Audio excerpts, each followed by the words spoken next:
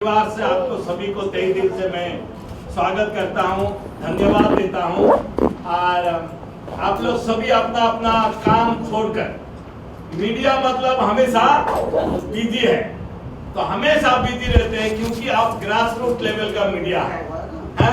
जो grass root level का media है, तो दलित और जो लाचार, जो कमजोर वर्ग का जो न्यूज है, जो संवाद है, जो जरूरतमंद का संवाद है, पार्लियामेंट तक पहुंचाने वाले कौन है? आप लोग हैं। इसीलिए मैं जोरदार ताली बजाता हूं आप लोग के लिए, आप लोग को सैल्यूट करता हूं, क्योंकि सभी को पता है मीडिया मतलब बहुत बड़ी है। आप बहुत बड़ा बड़ा न्यूज कवर करते हैं और कॉर्पोरेट मीडिया है, पार्लियामेंट में कवर करते हैं और बड़ा बड़ा फंक्शन में जाते हैं, कवर करते हैं। लेकिन जो दिल्ली का झुग्गी झुग्गी में रहता है, शिवापुरी में, सीलामपुर में, जाफराबाद में, गोखलपुरी में, इस तरीके का कलंदर कॉलोनी में, इस तरीके का इशू कौन कवर करता है? पार्लियामेंट तक कौन पहुंचाता है? You people are. आप लोग ग्रेट है, इसीलिए आप लोग को हम सम्मान देते हैं। और आज आप लोग के लिए आजादी फाउंडेशन एक छोटा सा डिस्कशन का हमने कार्यक्रम रखा है और आप लोग आए हैं, इसलिए आपको मैं तहे दिल से धन्यवाद देता हूं। और खास करके आजादी फाउंडेशन शुरू से जब 1981 में शुरू हुआ तो 3 बच्चों को लेकर हमने शुरू किया। बच्चा हमारा जान है, बच्चा हमारा जान है। बच्चों के लिए आजादी फाउंडेशन कुछ भी करने के लिए तैयार है। इसलिए 3 फादर राजामणि ने 3 बच्चों को, अनाथ बच्चों को लेकर शुरू किया। और आज आप लोग की सपोर्ट से, आप लोग की दया से, आप लोग की कोऑपरेशन से आजादी फाउंडेशन इतना सालों तक बच्चों के लिए काम कर रहे हैं। और आज 2021 हो गया, फिर भी आजादी फाउंडेशन थमता नहीं, बच्चों के लिए काम करता है। मैं जब 91 में यहाँ पर आया, 22 साल में, मैंने देखा कि सभी इश्यू तो शायद खत्म हो जाएगा, हम क्या करेंगे बड़ा होकर, ऐसे मेरा सोच था। जब उस समय देखा कि दिल्ली का अंदर एक सर्वे हुआ था 1995 में 5 लाख बच्चे, बेघर बच्चे जो कि पटरी पर सो रहे थे। 5 लाख बच्चे, can you imagine 5 lakh children on the street. ये सोचने वाली बात है, ये सोचने वाली बात है एक देश के लिए। और हमें यूएनओ सिग्नेटरी है, हमें United nation convention for the right of the child का भारत एक अभिन्न अंग है, हिस्सा है, बड़ा देश माना जाता है। फिर भी भारत देश में सिर्फ एक शहर में 5 लाख बच्चे सड़क में रहते हैं, भीख मांगते हैं। और पूरा हिंदुस्तान में देखोगे तो कितना होगा? ये एक सोचने वाली बात है। और हम 92 में हमें साइन किया है कि बच्चों का पूरा अधिकार को हम लागू करेंगे, लेकिन अभी तक हम लागू कर नहीं पाए। कहां पर हमारी गलती है? कहां पर हमारी गलती हुई है? दुनिया बताता है आज का बच्चा काल का भविष्य है, लेकिन आज बच्चा जिंदा नहीं रहेगा तो काल भविष्य बनेगा? नहीं बनेगा। हाँ, बहुत सारे इश्यूज है। बच्चों को गर्भ में मारा जाता है, बच्चों को भ्रूण हत्या किया जाता है। 5 साल से पहले 35% बच्चे चाल पड़ते हैं, मृत्यु हो जाता है क्योंकि कुपोषण है। तमाम इश्यू है। बच्चा 13 से 14 साल का अंदर बाल विवाह कर देते हैं। हिंदुस्तान में मानसिकता यह है कि बच्चा घर पे हो गई तो एक बोझ आ गई, एक पूरा पहाड़ ऊपर आ गया हमको। और बच्चे जब 13 साल 14 साल होता है तो माँ बाप सोचते हैं कि बच्चा कब घर से चला जाए, हमारा हाथ पैर धो जाए, घर से चला जाए। कैसे भी करके आप जल्दी से जल्दी शादी कराने के लिए सोचते हैं, क्योंकि देश का हालात ठीक नहीं है।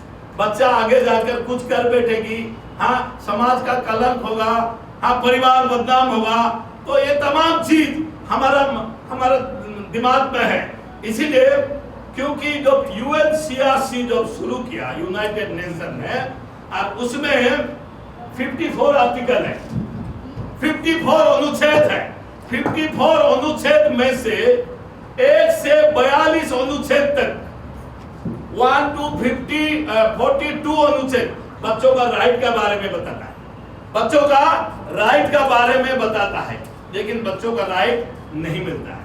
और जो 43 से 54 जो आर्टिकल है, बाकी जो रेस्ट ऑफ आर्टिकल वो सर्विस प्रोवाइडर का बारे में बताता है। माँ बाप का जिम्मेदारी है, स्कूल का जिम्मेदारी है, देश का जिम्मेदारी है, पड़ोसी का जिम्मेदारी है। और जितना भी बच्चों को लेकर ऑफिस है, CWC हो, JJB हो, और डिस्ट्रिक्ट कलेक्टर हो, डिस्ट्रिक्ट मजिस्ट्रेट हो, बाल कल्याण समिति हो, सभी हमें मिलकर बच्चों को एक अच्छा माहौल दे सकते हैं।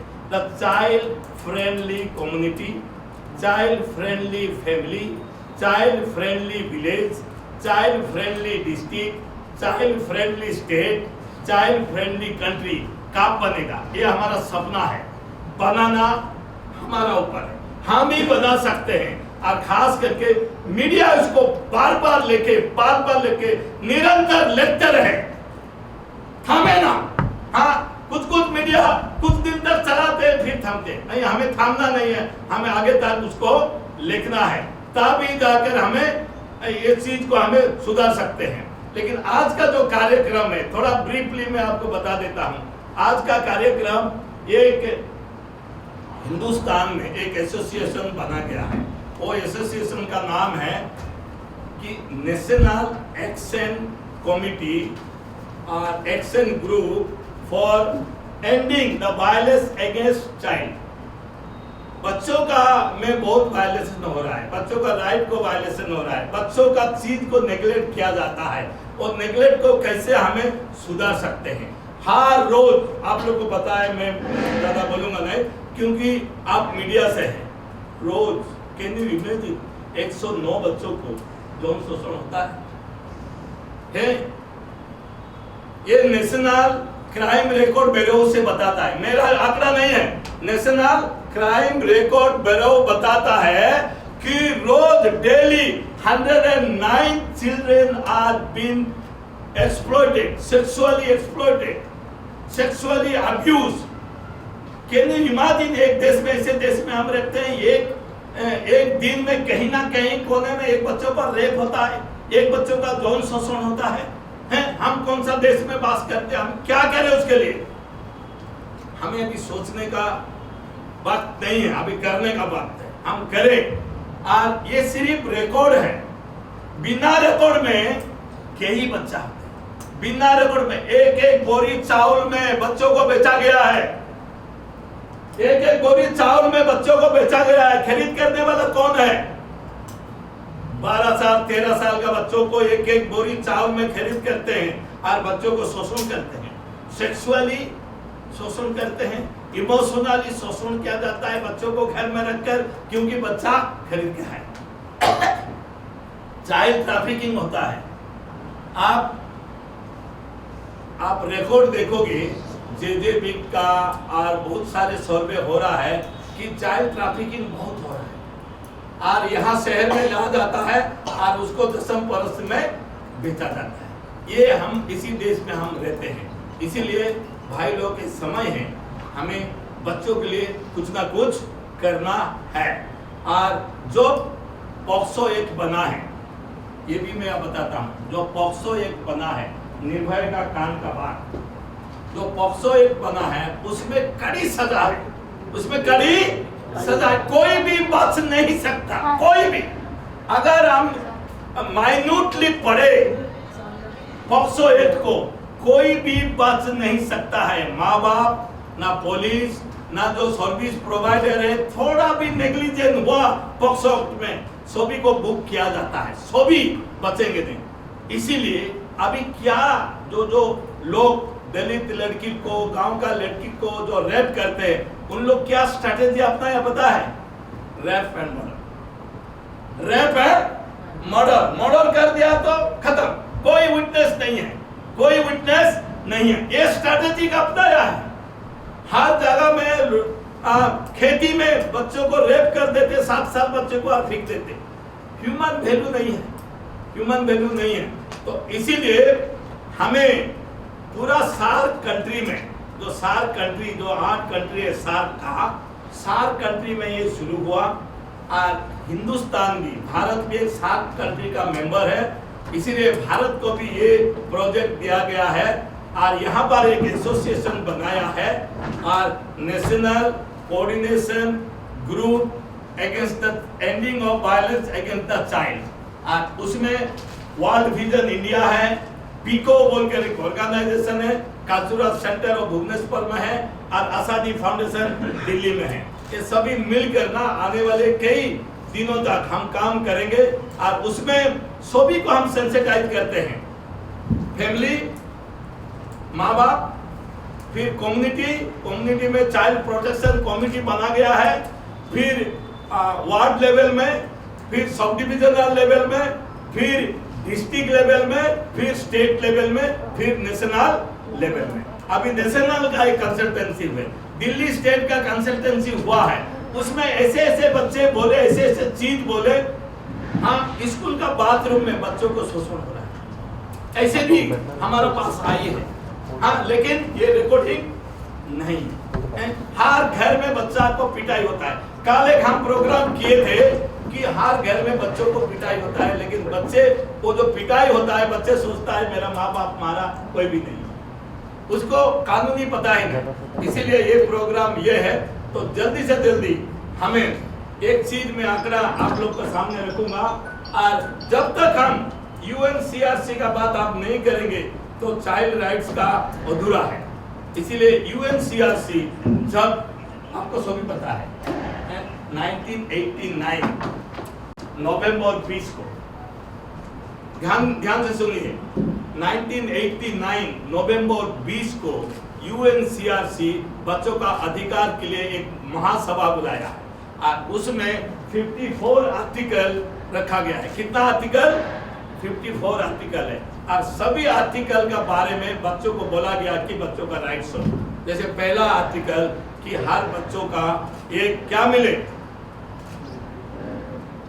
जन्मगत अधिकार मिले, उसको नाम हो, उसको आइडेंटिटी हो, उसका देश हो।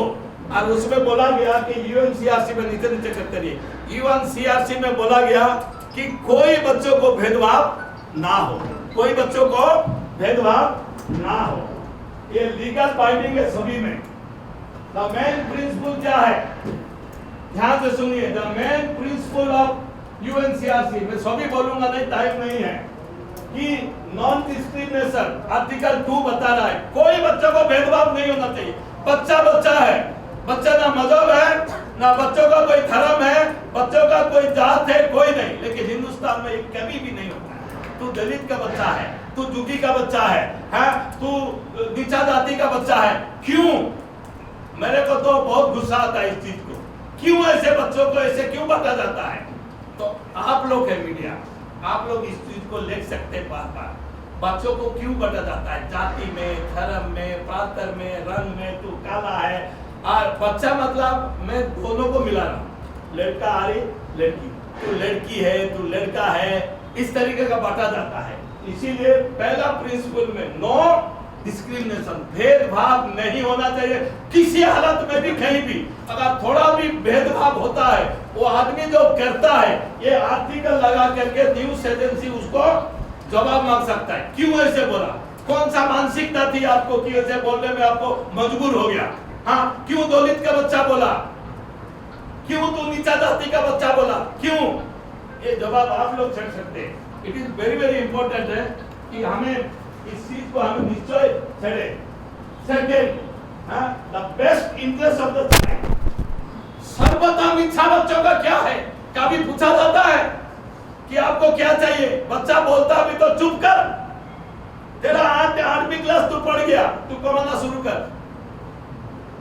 ये स्थिति है, तू कुछ बोल नहीं सकता। हमें जो लड़का को हमें ढूंढा, वही लड़का को आपको शादी करना है, तेरा कोई अधिकार नहीं बोलने का, बच्चा बोल नहीं सकती। ऐसे भी स्थिति है कि बिना शादी में देख नहीं सकती लड़की, कौन सा लड़का को शादी करने जा रहा है, ऐसे भी स्थिति है। और बच्चों का सर्वोत्तम इच्छा क्या पूरा करोगे आप? हाँ, करोड़ों बच्चे पढ़ने के लिए चाहते हैं, लेकिन अभी सड़क में है।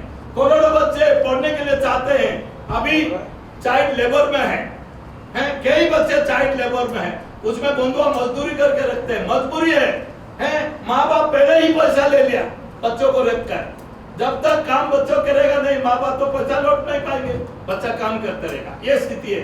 तो best interest of the child should be address, उसको इज्जत देना है, बच्चों को पूछना है बच्चा तेरे को क्या चाहिए।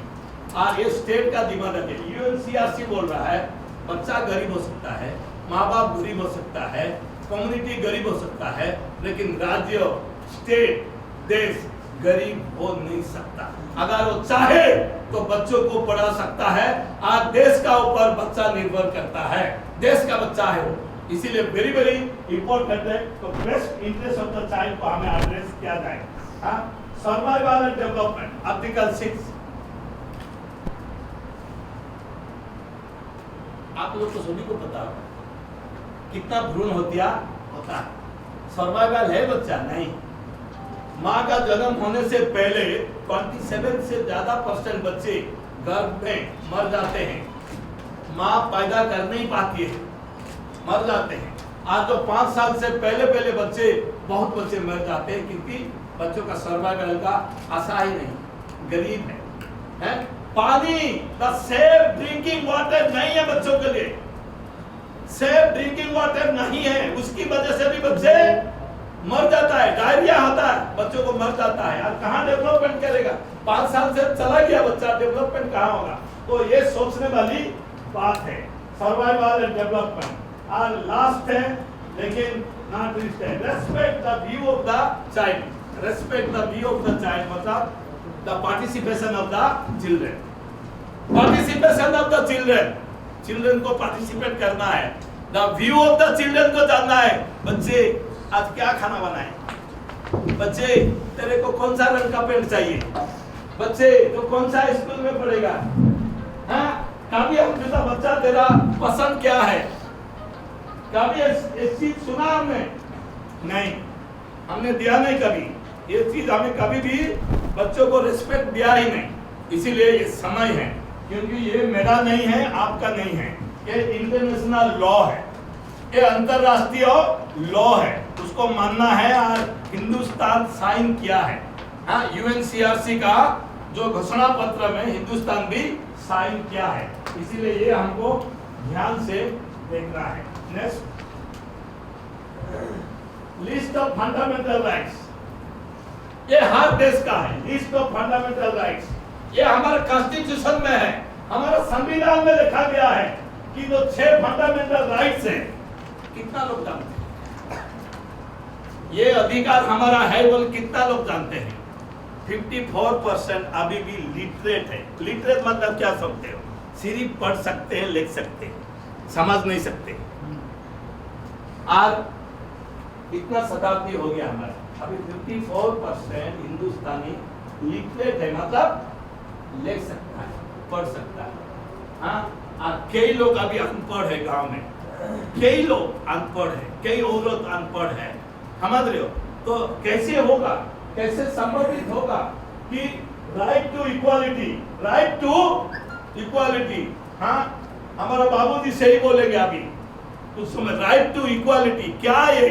डॉक्टर अंबेडकर ने बोला कि राइट टू इक्वालिटी, हमें सभी इंसान हम बराबर है, सभी इंसान बराबर है, कोई भेदभाव नहीं है।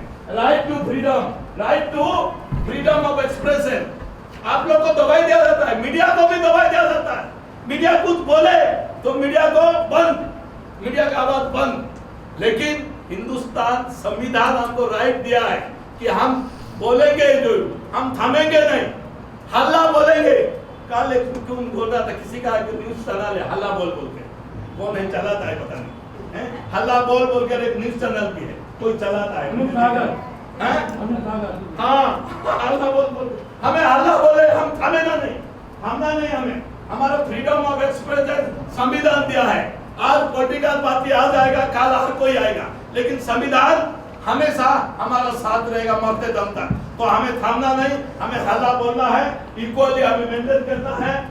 एंड राइट अगेंस्ट एक्सप्लॉयटेशन, जहां पर एक्सप्लॉयटेशन होता है, एक्सप्लॉयटेशन किसी का होता है, हर जगह पे एक्सप्लॉयटेशन होता है, फ्रॉम पार्लियामेंट टू लेकर किचन तक, किचन में भी एक्सप्लॉइटेशन होता है, बेटा बेटी का। तू बेटी है, तू बाद में खा। हिंदुस्तान में प्रथा है, औरत पहले खिलाती है और जो बच जाती है वो माँ बेटी बैठकर खाती है। ये है बेटा है, ये उसको पहले खिलाओ, वो देश का वंश बढ़ाएगा। क्या मानसिकता है, हम लोग कैसे तोड़ेंगे? हम ये मानसिकता कैसे हमें तोड़ेंगे?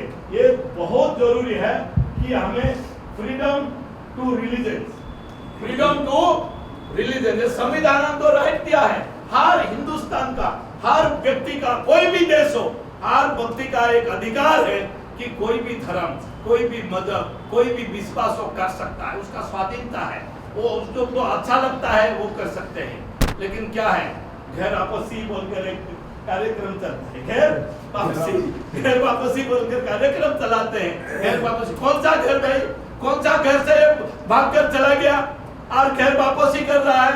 घर से भागकर लोग सड़क में रहते हैं, रहने के लिए घर नहीं है और घर वापसी का बात कर रहे हैं। कितना गांव का लोग हाँ दिल्ली में आकर बैठे हैं, घर नहीं है, हैं सड़क में रहते हैं, रेलवे प्लेटफॉर्म में सोते हैं, खाने के लिए नहीं है, सोने के लिए घर नहीं है और उसको फ्रीडम नहीं देते हो।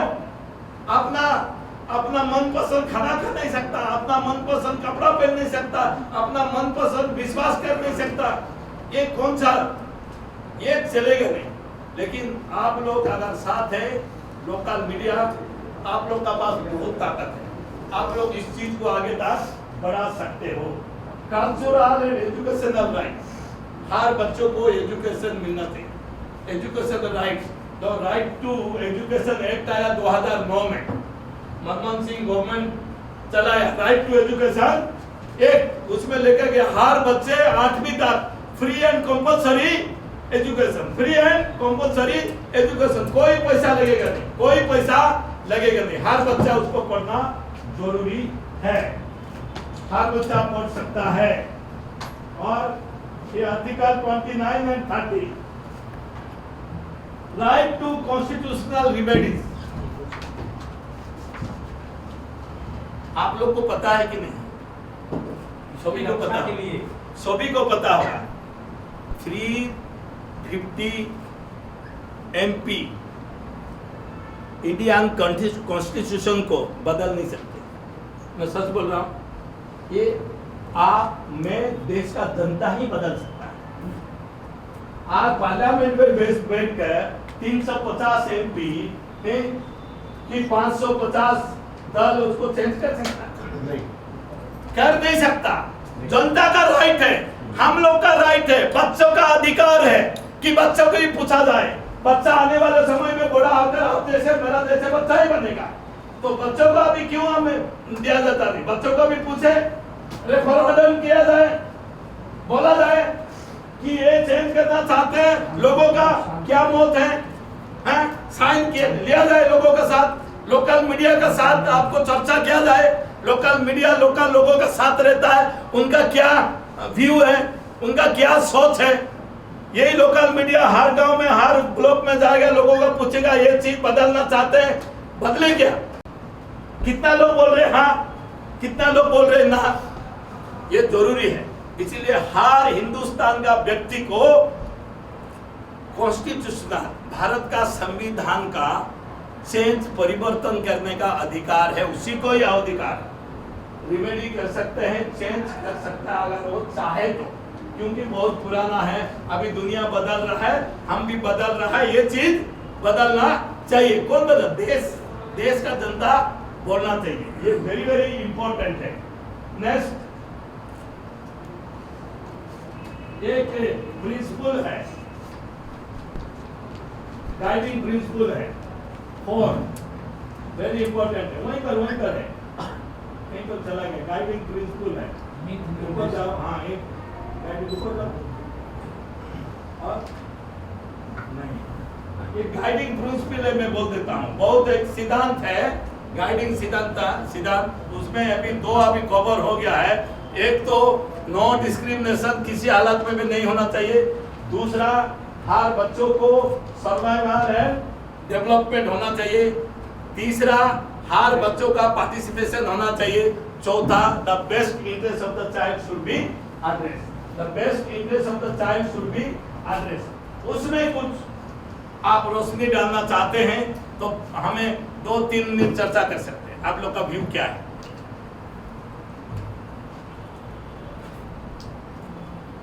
कुछ बोलना चाहे तो बोल सकते हैं। यूएनसीआरसी का बारे में, संयुक्त राष्ट्र का जो 1989 में जो बच्चों का बाल अधिकार का बारे में बोला गया है, उसका बारे में कुछ अगर बोलना चाहेंगे कोई, 2-3 मिनट हम डिस्कशन कर सकते हैं।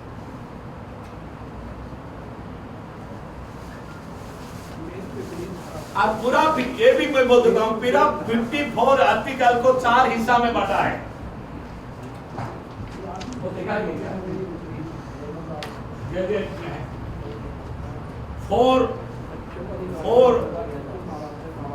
4 भागों में बांटा गया है। यूएनसीआरसी का जो 54 आर्टिकल है उसको 4 हिस्सा में बांटा है। 4 हिस्सा में बांटा, नीचे ये 4 हिस्सा में बांटा कर 4 हिस्सा में बांटा, ये जानना जरूरी है। आजकल YouTube में सब कुछ आएगा, YouTube में आप डालोगे यूएनसीआरसी, पूरा आपको 54 आर्टिकल आएगा। लेकिन ये हमें जानना जरूरी है कि 4 हिस्सा क्यों बांटा गया है, 4 बॉक्स में रखा गया है, उसका क्या अर्थ है? Right to survive, right to survive, ये किसका बारे में बोला जा रहा है? किसका बारे में? बच्चों के बारे में, बच्चों के बारे में। बच्चों, और बच्चे किसको कहते हैं? जो 18 साल से कम है, जो 18 साल से कम है, वो लड़का हो और लड़की हो, और जो 18 साल से कम है उसको हम बच्चे बोलते हैं। ये इंटरनेशनल लॉ है, ये यूएनसीआरसी ने बोला गया है। तो ये 4 हिस्सा में बांटा गया है। राइट टू सर्वाइव, हर बच्चों का जीने का अधिकार है। वो दलित हो, वो गांव की बच्चा हो, वो गरीब हो, और वो चमार की बच्चा हो, वो ब्राह्मण की बच्चा हो, वो प्रेसिडेंट का बेटा हो, प्राइम मिनिस्टर का बेटा हो, और वो रिक्शा पुलर का लड़की भी हो, हर बच्चों का जीने का अधिकार है, उसको कोई खत्म कर नहीं सकता। हर बच्चों का प्रोटेक्शन है। Right to protection, right to protection, protection from all sex of abuse, all form of abuse, सभी प्रकार सेक्सुअल अब्यूज से प्रोटेक्ट करना है, नेग्लेक्ट नहीं करना है, मेडिकल प्रोवाइड करना है, एजुकेशन प्रोवाइड करना है, कॉर्पोरल पनिशमेंट नहीं है, बंद कर दिया। बच्चों को कोई मार नहीं सकता, इवन दो बाप होकर भी मार नहीं सकता, माँ होकर भी मार नहीं सकता, टीचर होकर भी मार नहीं सकता, चाचा चाची होकर भी मार नहीं सकता, कोई बच्चों को फिजिकल अटैक कर नहीं सकता। Corporal punishment to the children is strictly ban. आप मार नहीं सकते, वो तो नहीं, अब्यूज भी कर नहीं सकते। You can't abuse a child, ये भी हम कर नहीं सकते। पॉक्सो एक्ट, थोड़ा आप बोलोगे, पॉक्सो एक्ट में आया, you can't abuse a child, only punishment. हाँ, बहुत स्ट्रिक्टली पनिशमेंट किया गया है। ये वेरी वेरी इंपॉर्टेंट, उसको भी हमें थोड़ा रोशनी डालेंगे। तो right to protection very very important है। हर बच्चे शुड बी प्रोटेक्टेड, वो फील करे। लड़की भी है, बिंदास घूमे, कहाँ घूमेगा? 7 बजे के बाद मम्मी लड़की को ढूंढती, अरे मेरा 9 साल का लड़की है, कहाँ गई? 7 बज गई, 8 बज गई, कहाँ गई, कहाँ गई? टुक होते रहता है, सोचते रहते मेरा सुरक्षित है कि नहीं, मेरा पड़ोसी भी सुरक्षित नहीं, मेरा गांव भी सुरक्षित नहीं, मेरा मोहल्ला भी सुरक्षित नहीं। बाहर जाएगी तो क्या होगी? कोई उठा करके ले जाएगा, कोई कुछ कर देगा, कोई छेड़ देगा, कोई मोलेस्टेशन कर देगा, तमाम चीज जीप में आता है। हाँ, तमाम चीज दिमाग में आता है। तो child has been not safe in India. बच्चा सेफ नहीं है। बच्चों को हमें जागरूकता करना पड़ेगा, माँ बाप को जागरूकता करना पड़ेगा, देश को, पुलिस को सचेतन होना पड़ेगा, ताकि बच्चों का एक साहस और कॉन्फिडेंस लेवल आए। यस, मैं सुरक्षित हूँ। ये कॉन्फिडेंस, ये आत्मविश्वास कौन दिलाएगा? देश दिलाएगा, देश का पुलिस दिलाएगा, और माँ बाप दिलाएंगे, और हम लोग, आप लोग, मीडिया लोग दिलाएंगे। ये जरूरी है। And right to participation. हर जगह में बच्चों का भागीदारी हो, हर जगह में बच्चों का भागीदारी हो। Best interest of the child should be address. बच्चों का सर्वोपरि इच्छा क्या है उसको बच्चों को पूछताछ किया जाए। तो right to participation very important है। बड़ा बड़ा देश में जो बजट बनता है, मैं कई देश में घुमा, पार्लियामेंट में अटेंड किया, जो बड़ा देश में बजट बनता है, बजट फाइनल होने से पहले हर तबके के लोगों को पार्लियामेंट में बुला जाता है। Child representation, youth representation, women representation, representation करता है कैसे होते, पंचायत लेवल में, ब्लॉक लेवल में, डिस्ट्रिक्ट लेवल में, स्टेट लेवल में लोग आते हैं, पार्लियामेंट में बैठते हैं। पार्लियामेंट मतलब क्या है, ये लोगों का है। पार्लियामेंट में बैठते हैं, वहां पर चर्चा होता है, नहीं ये हमारे लिए कम है, ये हमारे लिए कम है। और इस बार बजट कितना आया एजुकेशन फॉर द चिल्ड्रन, आप लोगों को पता होगा, less than 4%, less than 4% of GDP. और ये बच्चों का भविष्य के बारे में, सुरक्षित के बारे में, सर्वाइवल के बारे में, प्रोटेक्शन के बारे में कैसे हम चर्चा करें। जीडीपी का ओनली 4% क्या है, बच्चों का बजट है। तो ये हमको सोचना पड़ेगा, ये नीचे से आपको आवाज देना पड़ेगा, अच्छा लॉबी बनाना पड़ेगा और प्रेशराइज करना पड़ेगा। ये क्वालिटी एजुकेशन नहीं है, इट इज आई वॉश है, ये आई वॉश है। ये क्वालिटी एजुकेशन हम दे नहीं सकते इसी इतना परसेंटेज में। तो बच्चों का रिप्रेजेंटेशन होता वहां पर, कि टीचर का रिप्रेजेंटेशन होता, कि मीडिया को भी, लोकल मीडिया का जो रिप्रेजेंटेशन होता, यही लोग उछालते ना, ये कम है, ये कम है।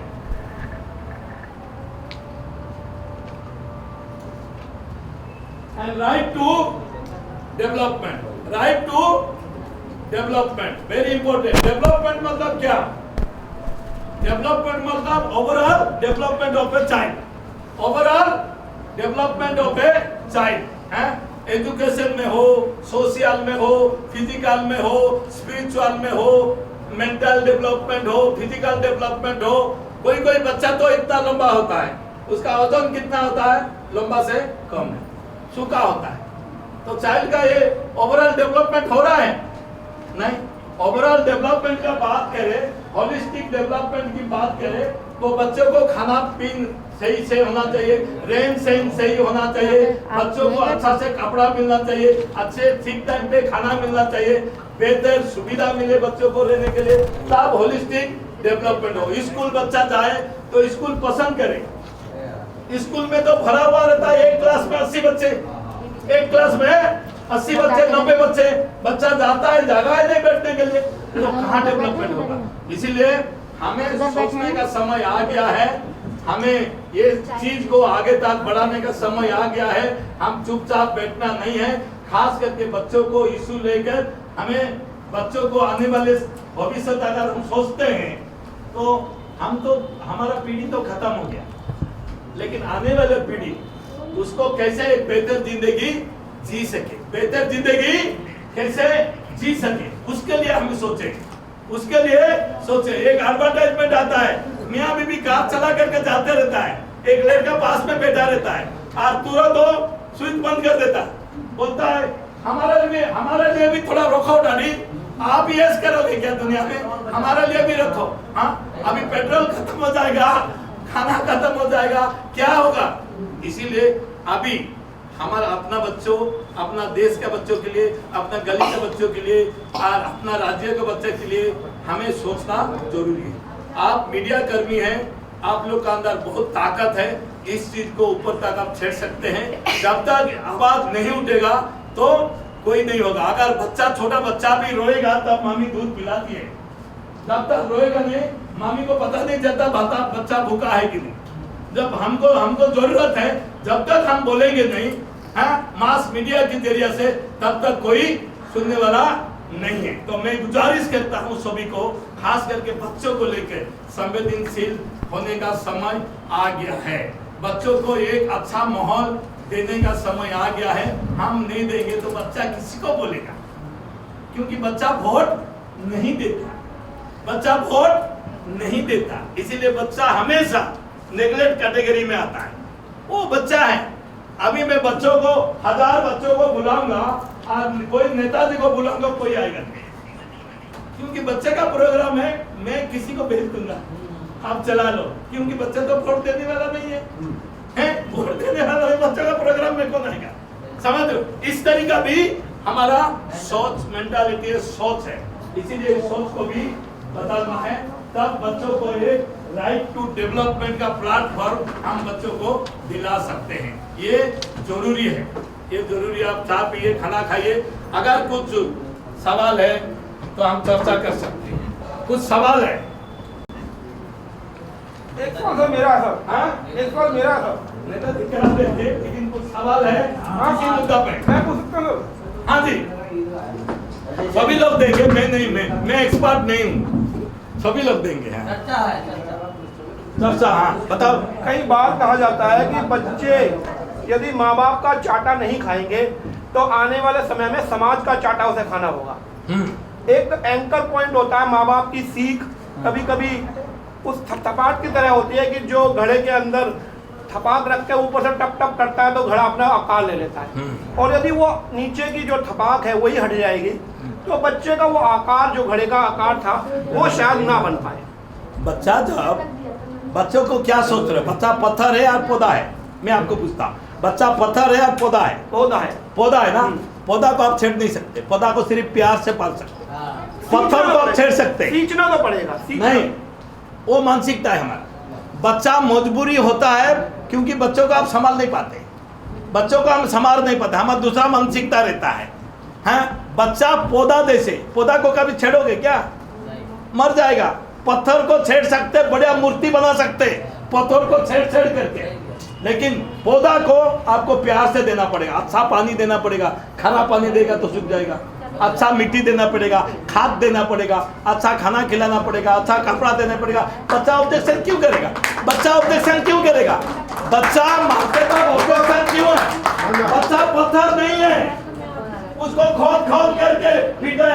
बच्चा पौधा है, उसको प्यार से सींचना पड़ेगा। थैंक यू वेरी मच आपका क्वेश्चन के लिए, वैलिड क्वेश्चन, वैलिड क्वेश्चन। हर लोग यही पूछते हैं, ये आपका नहीं है, पब्लिक के लिए क्वेश्चन पूछा, आपको बहुत बहुत धन्यवाद। अच्छा सर, अगर सर उसमें बच्चा ना माने प्यार से तो क्या करना चाहिए? बहुत टेक्निक है हमारे पास, लाओ। आज का साइंटिफिक टेक्निक आ गया, बच्चों मानसिकता के अंदर क्या चल रहा है कि ये काम किया है। हाँ हाँ, और दूसरे ध्यान से सुनिए, एक जगह में क्लास चल रही हो और दूसरी जगह खेल का मैदान हो। खेल का मैदान, बच्चा किधर जाएगा? हाँ? बच्चा किधर जाएगा? अभी ये वर्तमान स्थिति में खेल में जाएगा, अगले दिन फिर बच्चों को जो कह रहे हैं आप अधिकार मिलने चाहिए, नहीं खेल में जाएगा। अभी जब तक बच्चों को चाइल्ड फ्रेंडली क्लासरूम नहीं है, चाइल्ड फ्रेंडली क्लासरूम नहीं है, बच्चा क्यों आएगा आपके पास? आप बच्चों को जबरदस्त कर नहीं सकते। चाइल्ड फ्रेंडली क्लासरूम बनाना पड़ेगा, चाइल्ड फ्रेंडली घर बनाना पड़ेगा। बच्चा घर से बाहर क्यों जाता है? क्योंकि बच्चा घर में भी सुरक्षित नहीं है, माँ चिड़चिड़ करता है, पापा चिड़चिड़ करता है। एक ही क्लासरूम ऐसे बनाओ, हाँ, चाइल्ड फ्रेंडली हो, चाइल्ड फ्रेंडली हो, वहां पर छोड़कर ना जाए। एक क्वेश्चन है, कोई भी तो जवाब दे। ये लोग हैं, ये लोग भी जवाब देंगे, ये बोलेंगे। हाँ, पहले कोई जवाब तो कोई भी दे दे, कोई भी दे दे। क्वेश्चन तो वैलिड क्वेश्चन है, ये भी वैलिड क्वेश्चन है। एक समय था हाँ, कि जब घर में ही यूनिवर्सिटी हुआ करती थी और कहा जाता था कि पीढ़ी दर पीढ़ी, जैसे कि वैद मान लीजिए, सुनार मान लीजिए, हाँ जी, हाँ जी, या बहुत सारे ऐसे काम हैं जिसमें कहा जाता था कि मैं 5 पीढ़ी से ये काम कर रहा हूँ। हाँ, उस पर लोगों को विश्वास होता था कि भाई ये बहुत जान पहचान, इनकी काम के प्रति जानकारी ज़्यादा होगी क्योंकि वो 5 पीढ़ी से कर रहा है। और कई बार आज के बच्चे कहते हैं जो बाप बाप काम कर रहे हैं वो मैं नहीं करूँगा। तो उसका हो क्या रहा है, जो एजुकेशन बाहर के सिस्टम से आई, तो आज की एजुकेशन भी क्या हो रही है कि ग्रेजुएट होने के बाद भी बैंक की डीडी का फॉर्म नहीं भर पा रहा है बच्चा। उसको एजुकेशन तो है, क्लास में एजुकेशन मिलके आ तो गया, लेकिन क्या वो एजुकेट है? वो सामाजिक तौर पर एजुकेट है? वो नहीं समझ पा रहा है। तो जो ये हम कह रहे हैं कि माँ बाप, एक मैं हूँ, मान लीजिए मैं एक जर्नलिस्ट हूँ और एक अच्छा मुकाम हासिल कर चुका हूँ। मेरे पास एक ही बेटा है। मैं चाहता हूँ मेरे बाद ये काम आगे मेरा बेटा बढ़ाए, तो इसमें बहुत ज़्यादा डिस्ट्रैक्शन आ रहा है आजकल। नहीं, आप थोप नहीं सकते। हाँ, ठीक है, मैं कुछ बोल सकती ये कुछ बोलेगी, ये बेटी कुछ बोलेगी। वही बोला आप। ठीक है, आप जर्नलिस्ट है, आपका बिजनेस को खानदानी बिजनेस करना चाहते हैं। नहीं, मैं चाहता हूँ जितना मुकाम मैंने हासिल कर लिया, मेरे आने वाले पीढ़ी उसको और आगे बढ़ाए, आगे बढ़ाए। हाँ। कोई भी काम करके नहीं, इसी काम को आगे बढ़ाए। इसी काम को क्यों, इसी काम को क्यों? एक मिनट। कोई भी काम करे, लेकिन आपसे बेहतर भी हो सकता है, आपसे बेहतर भी हो सकता है। आप क्यों बोलते हैं कि मेरा काम करे, आगे बढ़े? नहीं, सर, मैं एक सवाल मैं आपसे पूछूं? हाँ, जी, जी। आपके सवाल पे सवाल पूछूं? ठीक है। आपका एक बेटा है। हाँ। अगर आपके बेटे को कलेक्टर की जॉब मिल रही हो, कलेक्टर में उसकी पोस्ट हो रही हो, और आपका बेटा कह रहा हो कि मैं अपने पापा का ही काम करना चाहता हूँ, तो आप क्या करवाओगे? मुझे ज्यादा खुशी होगी। नहीं, क्या करवाने में मैं खुशी अपना होगी? काम करा। ये आप सिर्फ यहाँ कहने के लिए कह रहे हैं या आप पूरे दिल से कह रहे हो? दिल से ही कह रहा हूं। ये बात तो मैं फिर दिल से इसका कह रहा हूं। मतलब है कि आप अपने बच्चे को आगे नहीं बढ़ने देना चाहते हो, आप उसको पत्रकारी रहना चाहते हो, अगर वो कलेक्टर बनना चाह रहा है। बहस वाला मुद्दा आ गया। नहीं, बहस वाला ये मुद्दा नहीं है बहस सर। ये बहस यहाँ आपने है मुझसे कि पूछा, मैंने बता दिया।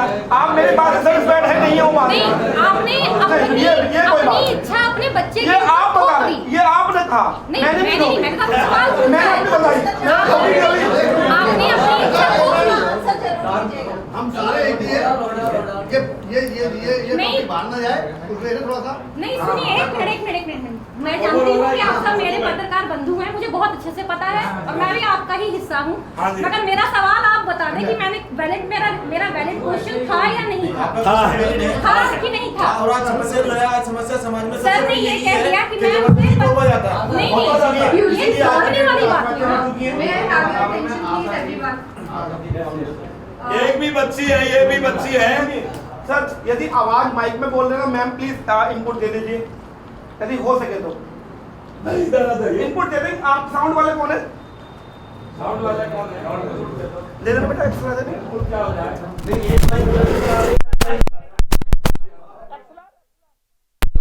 जैसा आपकी आवाज ऐसी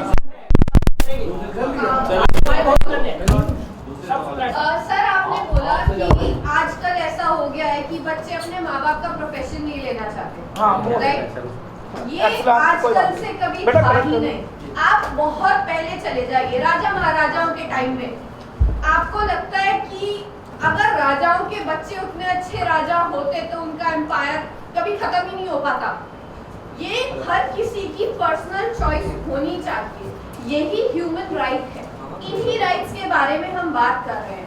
आपकी जो डिसीजन है आपकी लाइफ के लिए, वो अपने होने चाहिए। एज अ फादर ऑब्वियसली आप उनके लिए अच्छा सोचेंगे, अपने बच्चों के लिए, इसमें कोई मनाही नहीं है। लेकिन अगर किसी का टैलेंट गाना गाने का है और आप उसको पुश करेंगे कि नहीं आप फिजिकल एक्टिविटीज में जाइए, तो वो कितना आगे बढ़ पाएगा?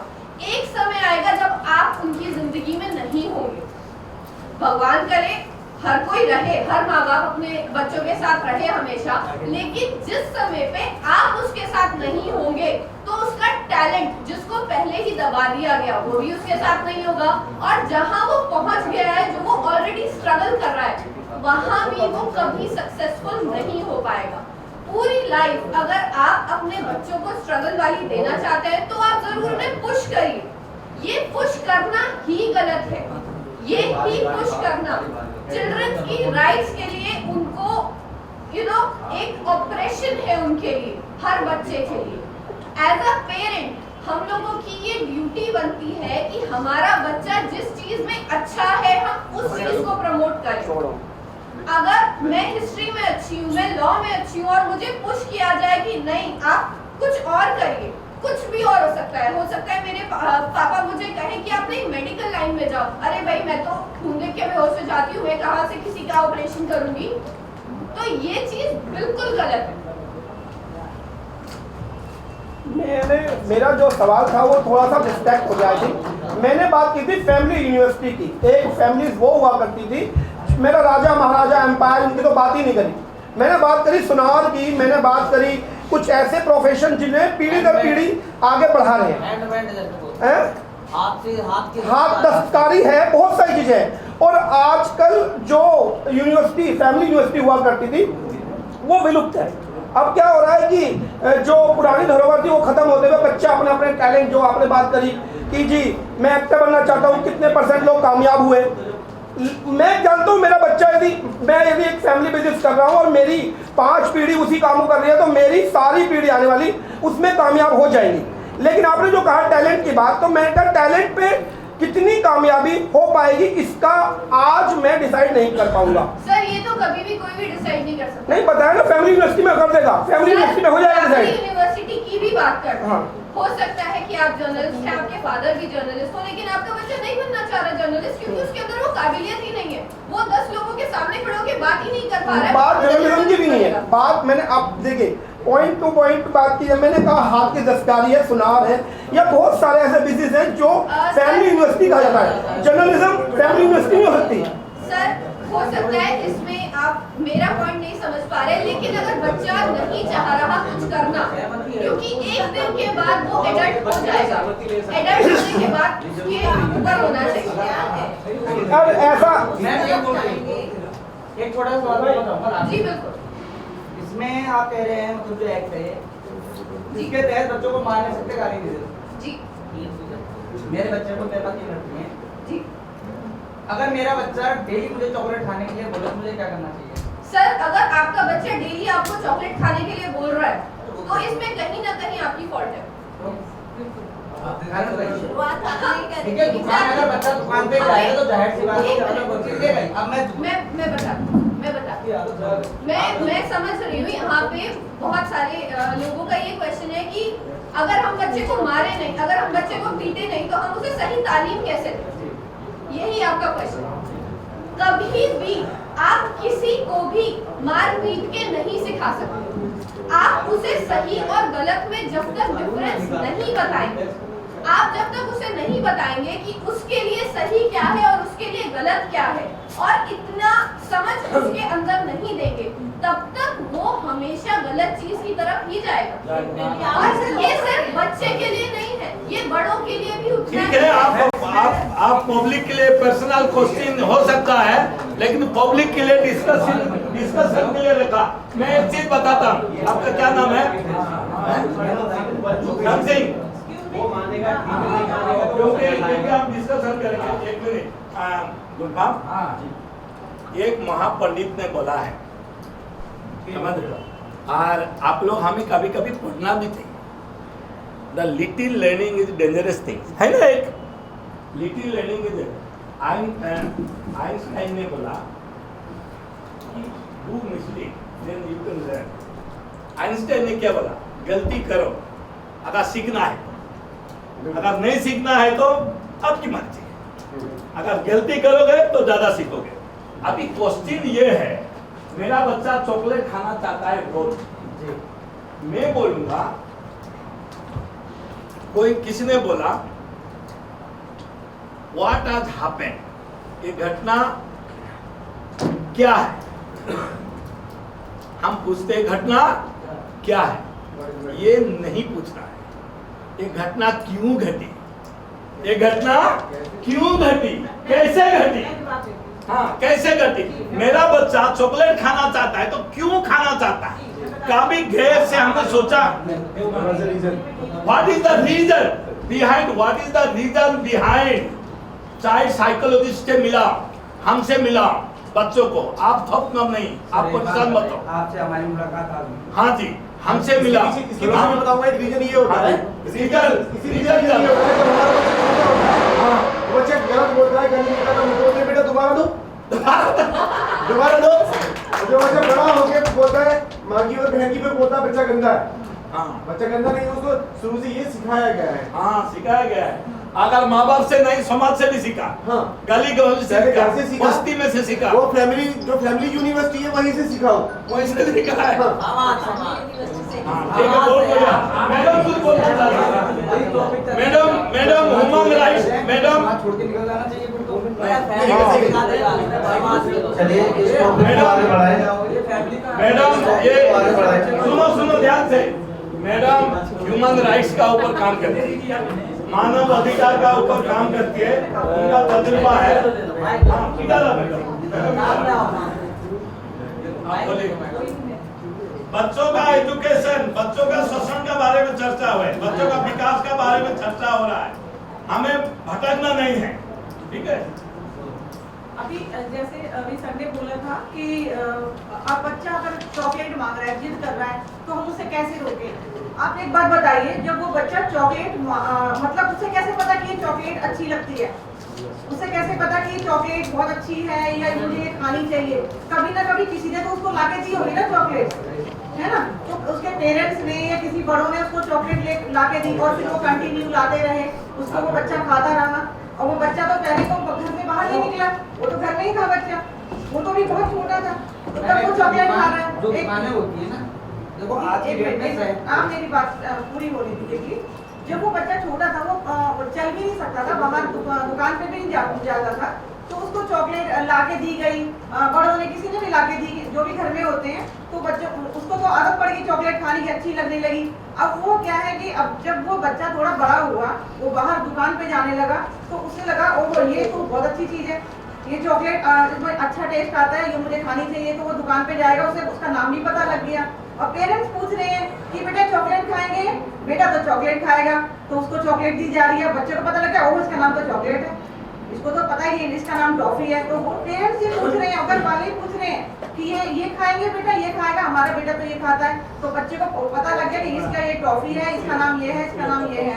अब जब वो दुकान पे जाएगा, जब 1 साल का हुआ, 2 साल का हुआ, वो दुकान पे जाएगा, वहाँ बोलेगा मुझे ये चॉकलेट चाहिए, ठीक है ना।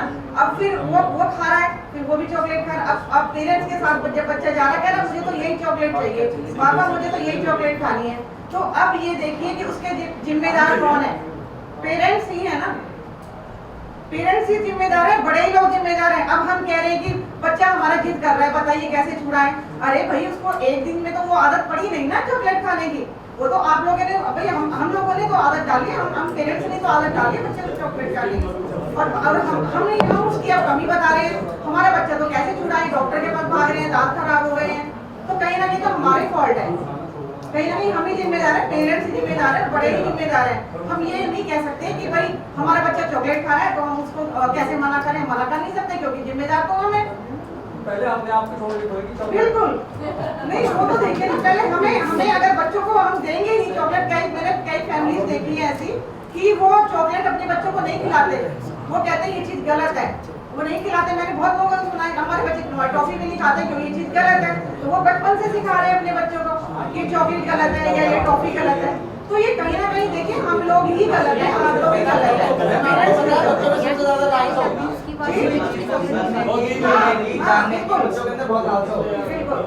और बहुत सारी चीज आप कोई चॉकलेट ही ले लो या कोई खिलौने ले लो, सबसे ज्यादा एंटीबायोटिक होते हैं, ठीक है। बच्चा अपने आप ही उसकी तरफ खींचा चला जाता है, ठीक है। नहीं आप इस चीज के लिए नहीं करते। अगर बच्चा दुकान पे के लिए पूछिए, एक दो और पूछिए, कोई बच्चा दुकान पे नहीं जाएगा, एक दो और क्वेश्चन। अगर बच्चा दुकान पे जाता है, मैं बोलना चाह रहा हूँ के लिए जिद कर रहा है, तो पेरेंट्स से दिलवाएंगे क्यों नहीं? तो अगर आपकी ये जो के अधिकार के हाँ वो भी खिलाफ हो जाएगा, वो भी खिलाफ हो जाएगा, वो गलत हो जाएगा, प्रोटेक्शन ऑफ इंटरेस्ट खराब हो जाएगा। फिर वहाँ पे बच्चों का अधिकार नहीं मिला, बच्चों की इच्छा तो जो इच्छा पूरी नहीं करी तो फिर वो भी खिलाफ है हमारे। अब अगर हम बच्चों की इच्छा पूरी करते हैं, हमसे डेली चॉकलेट खिला रहे हैं, हाँ बाद में हमसे डॉक्टर पाने को जाते हैं, डॉक्टर कहते हैं आप कैसे माँ बाप हो, आपने बच्चों को ध्यान नहीं दिया, चॉकलेट खा रहा तो मना करते हैं? नहीं सर, वो तो फिर आपके कानून के खिलाफ, कानून के खिलाफ है। उसका भी आंसर है, best interest of the child हम कैसे पता करें? ये नहीं कि बच्चा मैं स्कूल नहीं जाऊंगा और बेस्ट इंटरेस्ट है क्या? मैं बच्चा बोलता है मैं स्कूल नहीं जाऊंगा। एक मिनट आई थिंक ये चॉकलेट के टॉपिक से आगे बढ़ते हैं, क्योंकि चॉकलेट हमारा right to freedom of speech and expression और चिल्ड्रंस राइट में नहीं आता है। चॉकलेट का टॉपिक नहीं है, ये बात है बच्चों के अधिकार की। सर बच्चों का ठीक है, बच्चों के अधिकार आपको एक लाइन में कंक्लूड प्यार से छुड़ाना भी पड़ेगा ना। एक लाइन में कंक्लूड करती हूँ सर, हमें ये समझना पड़ेगा कि बच्चों के लिए क्या ठीक है और क्या गलत। उस हिसाब से माँ बाप को डिसीजन लेने हैं, लेकिन उनका सही गलत पूरी तरीके से हम डिसाइड नहीं कर सकते, ये भी हमें पता होना चाहिए। ये भी पता होगा। बच्चे की टेंशन क्या है?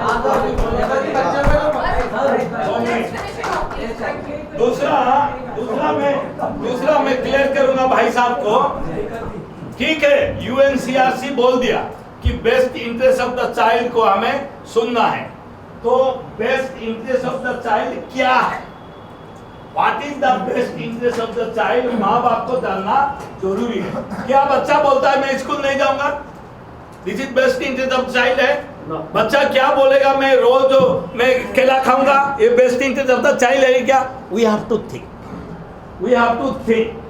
ये हमारा दिमाग से कौन दिमाग से हमको सोचना है क्या है बेस्ट, सर्वोपरि बच्चों का सर्वोपरि इच्छा क्या है, ये हमें सोचना पड़ेगा। बच्चे अधिकार तो है ही है, देंगे ही देंगे, लेकिन ये सर्वोपरि है क्या? ये सर्वोपरि है क्या? ये best interest of the child है क्या? सोचना है। Thank you. हाँ सर, मुद्दा ये है, मुद्दा है इसी का मुद्दा तो आया बात सियासी हम इंडियन परिवेश में इसे कैसे लागू कर रहे हैं, ये मुद्दा है, ये बढ़िया मुद्दा। तो खड़ा होकर बोलो। हाँ, एक बढ़िया मुद्दा, बढ़िया पूछ रहा है, उनका कवर करो था। मुद्दा ये है यूएनएससीआरसी ने जो नियम दिए हैं, तो 54 आर्टिकल दिया है, उनको भारतीय समाज में कैसे लागू किया जाए, इम्प्लीमेंट कैसे किया जाए? इम्प्लीमेंट कैसे करें? सर क्या होता है, पहले तो मैं थोड़ा सा जो हमारा डिस्कशन चल रहा है इसको राइट ट्रैक पे लेके आती हूँ, ठीक है? ये राइट ट्रैक पे आएगा तब हम एक्चुअल डिस्कशन पे पहुंच पाएंगे कि यूएन क्या कहना चाह रहा है हमें और हम इसे क्यों नहीं समझ पा रहे हैं। हम बच्चों का इंटरेस्ट देखते हैं सिर्फ स्कूल एजुकेशन, प्लेग्राउंड और खाने पीने तक। हमें यहाँ पे बच्चों का इंटरेस्ट देखना है जो एक्चुअल ऑपरेशन ऑफ चिल्ड्रन हो रहा है। आप लोगों ने अभी बहुत रिसेंटली सुना होगा कि थर्ड जेंडर को मान्यता दी गई है, ठीक है? थर्ड जेंडर कौन सा है? ट्रांसजेंडर है, ठीक है? वो लोग होते हैं जो सेक्सुअली लड़के की तरफ भी अट्रैक्ट हो सकते हैं और लड़की की तरफ भी अट्रैक्ट हो सकते हैं, राइट? किसी ने फीडोफिलिया के बारे में सुना है यहाँ पे? फीडोफिलिया सुना क्या? सुना है, ठीक है, तो मैं बता देती हूँ बहुत लोग सुना नहीं। मैं बता देती हूँ इन जनरल फीडोफिलिया क्या होता है। कुछ ऐसे लोग होते हैं जैसे थर्ड जेंडर मेल और फीमेल दोनों की तरफ अट्रैक्ट होता है, वैसे ही जो फीडोफिलिक नेचर के लोग होते हैं वो बच्चों की तरफ अट्रैक्ट होते हैं। और जरूरी नहीं है कि वो अपने ऑपोजिट सेक्स की तरफ ही अट्रैक्ट हो। मतलब हो सकता है कोई 50 साल का आदमी 5 या 6 साल के लड़के की तरफ भी अट्रैक्ट हो जाए, लड़की की तरफ भी अट्रैक्ट हो जाए। और यहाँ पे एज भी लिमिटेड नहीं है, हो सकता है वो 8-9 महीने के बच्चे की तरफ अट्रैक्ट हो जाए। तो इस चीज को फीडोफिलिया कहते हैं। ये एक मेंटल डिसऑर्डर है। अब ऐसे लोग जनरली जब हमारे आसपास समाज में ही होते हैं, हमें जनरली ये भी नहीं पता चलता कि हमारे साथ खड़ा हुआ जो पर्सन है वो बाइसेक्सुअल है, हमें नहीं पता चलता अगर वो अपना वेशभूषा वैसी ना रखे। तो फीडोफिलिक लोग की तो स्पेशल कैरेक्टरिस्टिक कोई है ही नहीं, कुछ भी ऐसा नहीं है जो उन्हें नॉर्मल लोगों से डिस्टिंग्विश करता है। And I think obviously they are normal, लेकिन ये एक मेंटल डिसऑर्डर है फीडोफिलिया। अब इस फीडोफिलिया को हमें समझना है, हमें अपने बच्चों को बताना है कि ये क्या होता है। बहुत समय से एक प्रोग्राम चल रहा है गुड टच और बैड टच के बारे में। अभी गुड टच और बैड टच हटा दिया, अभी गुड टच और बैड टच नहीं है, अभी सेफ टच अनसेफ टच। हाँ, वो पुराना हो गया, गुड टच बैड टच पुराना था, अभी वो भाषा बदल गया, safe touch and unsafe touch. तो जो ये सेफ टच और अनसेफ टच है, इस चीज को हमें बच्चों को बहुत बचपन से सिखाना होता है, क्योंकि 2 रीजन है बच्चों के ऊपर जो सेक्सुअल ऑफेंसेस हो रहे हैं उसके। पहला तो फीडोफिलिया। अब ये फीडोफिलिया जरूरी नहीं है कि हमेशा ही एग्रेसिव नेचर का हो। कुछ लोग अट्रैक्टेड हो सकते हैं, लेकिन उन्हें अगर ये चीज पता है तो वो अपना जाके इलाज कर सकते हैं। ये पूरी तरीके से क्योरेबल है, पूरी तरीके से क्योरेबल है, क्योंकि ऑब्वियसली ये गलत है समाज के हिसाब से भी। और कोई जो छोटा बच्चा होता है, जो माइनर होता है, वो इस कैपेबल नहीं है कि वो सेक्सुअल रिलेशनशिप बना सके। तो ये एक मेंटल डिसऑर्डर है जो कि क्योरेबल है। दूसरी जो दिक्कत आती है, जो एक्चुअल दिक्कत है, वो है हमारे जो समाज में लोग घूम रहे हैं वो बहुत ज्यादा फ्रस्ट्रेटेड है। अब उन्हें अपना फ्रस्ट्रेशन निकालने के लिए कुछ ना कुछ चाहिए होता है, ठीक है? अब ये फ्रस्ट्रेशन को अपने बराबर के लोगों पे नहीं निकाल सकते, अपने से नीचे के ही लोगों पे निकाल सकते हैं। जी तो अब उन्हें जो भी, ऐसा जरूरी नहीं है कि विक्टिम हमें क्या कहते हैं, ऑफेंडर हमेशा हमारे पहचान का हो। सड़क पे चल रहा है कोई बच्चा, कोई फ्रस्ट्रेटेड आया है, उसे पैसे नहीं मिले, घर पे झगड़ा हुआ है, व्हाटएवर द रीजन में भी, उसने आके उस बच्चे का किडनैप किया, उसको मारा और उसके साथ रेप किया या जो भी उसके साथ किया, फिर मार दिया, खत्म। उसकी फ्रस्ट्रेशन उस पर्टिकुलर पॉइंट पे निकल गई। अब ढूंढते रहो कौन था ऑफेंडर। ये चीज है जो हमें अपने बच्चों को समझानी है, सिखानी है।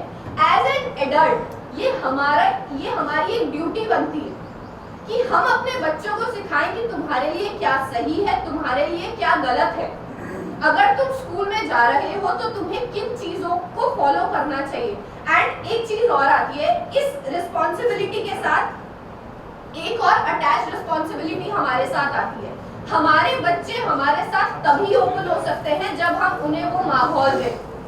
अगर हम बहुत छोटी छोटी बातों पे बच्चों को मारेंगे, पीटेंगे या उन्हें गाली देंगे, तो वो, जैसे कि वो सर कह रहे थे अभी कि चॉकलेट मांगता है, हम नहीं दे सकते रोज रोज, उस चीज पे डांट दिया, उस चीज पे मार दिया अपने बच्चे को, तो ये बहुत छोटी सी चीज थी जिस पे आपने डांट मार के भगा दिया। अब जब वो बच्चा बड़ा होगा या उस बच्चे के साथ कुछ गलत होगा, उसको तो यही लगेगा ना कि भाई पापा या मम्मा या कोई भी दादा दादी या कोई भी बड़ा मुझे डांट देगा अगर मैं कुछ बोलूं। छोटी से छोटी बात पे उसको अगर मार पड़ रही है तो वो इतनी बड़ी चीज कैसे शेयर करेगा। अब क्या होता है कि इसका एक रेपरकशन है जो हम लोग फेस करते हैं। बच्चा बता नहीं पा रहा है किसी को, ओके, उसके साथ ये चीज हो रही है। अब जो ऑफेंडर है उसकी हिम्मत और बढ़ जाती है। उसने नहीं बताया, ऑफेंडर को पता चल गया, नहीं बताया, वरना अगले दिन तो उसके घर पुलिस आ जाती, उसको पकड़ के अंदर कर दिया जाता। हमारे कानून बहुत सख्त है। हमारे पॉक्सो में अमेंडमेंट भी हुई है अभी 2019 में, उसके हिसाब से तो जो पनिशमेंट थी वो और ज्यादा टफ हो गई, तो कोई नहीं बच सकता।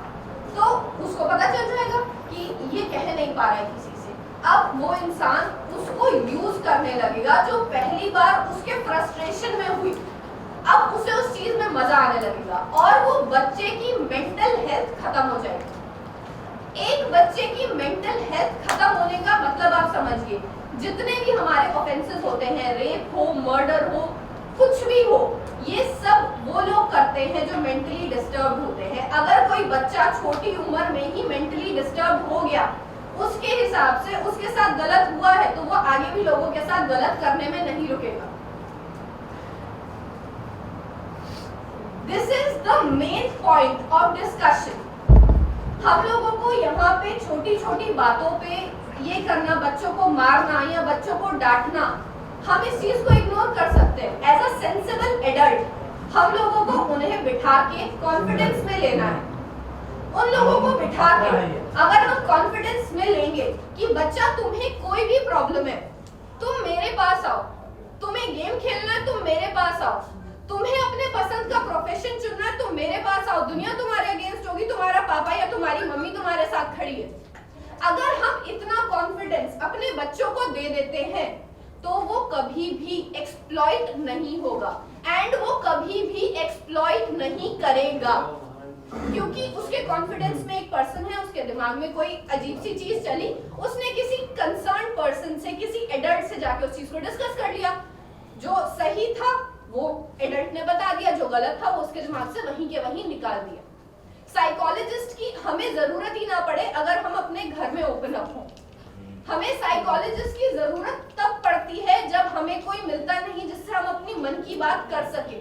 आज की डेट में साइकोलॉजिस्ट की जॉब एकदम से बढ़ गई है, ये एक बहुत एलाइट प्रोफेशन बन गया है, इससे पहले नहीं था ये।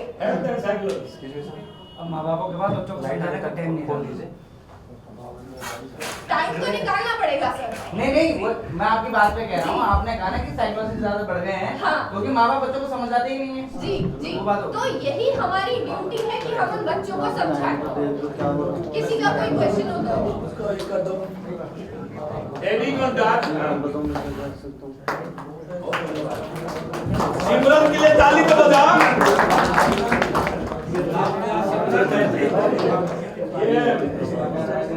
ये लाइट नहीं है। सिमरन सही मेरा दिल की बात बताई। कि यही चीज मैं बोलने वाला था। ध्यान से सुनिए भाई साहब, ध्यान से सुनिए। अभी सिमरन जो बेटी बचाई अभी, ये अभी नई पीढ़ी है, हम ये समझते हैं चीज को, बेटर समझते हैं, इनको हमें रिस्पेक्ट करना जरूरी है। आज बहुत से चीज, क्योंकि लॉ पढ़ रही है, लॉ स्टूडेंट है। ठीक है नहीं सर, एक मिनट सर, नहीं सर ऐसी कोई बात नहीं, खाने की कोई दिक्कत नहीं। देखते ना ना सर, थैंक यू। कोई बात नहीं। तो अभी एक मेरा एक्सपीरियंस बताता हूँ। आनंद विहार बसाटा देखा सभी, आनंद विहार बसाटा, वहां पर झारखंड का एक बच्चा आया 12-13 साल का। ध्यान से सुनिए साहब, बैठिए। आनंद विहार में हाल ही 2019 में बिहार से एक बच्चा आया, झारखंड से, 13 साल का बच्चा था और माँ बाप नहीं थे, खोया हुआ बच्चा।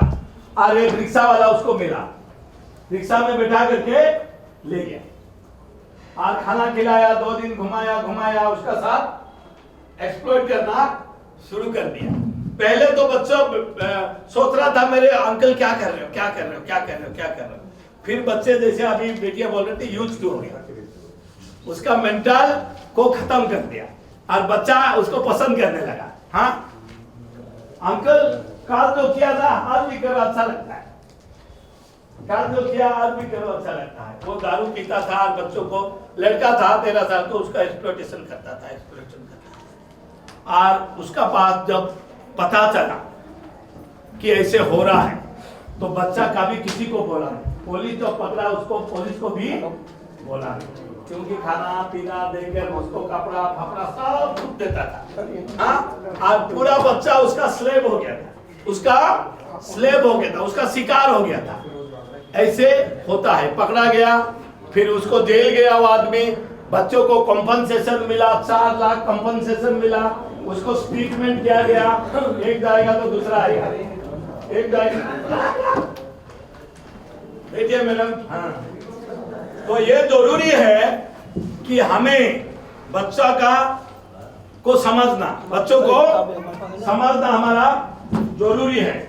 नहीं तो बच्चा माँ बाप को भी बोलेगा नहीं और किसी को भी बोलेगा नहीं। और बच्चा इनोसेंट है, इनोसेंट इसीलिए उनका बच्चा, बड़े उसको यूज करते हैं, बड़े उसको स्वीकार करते हैं। और पता है, सर्वे से पता चला, रिसर्च से पता चला रवि जी, 91% से ज्यादा है बच्चों का जो सेक्सुअल एक्सप्लॉइटेशन होता है, कौन करता है?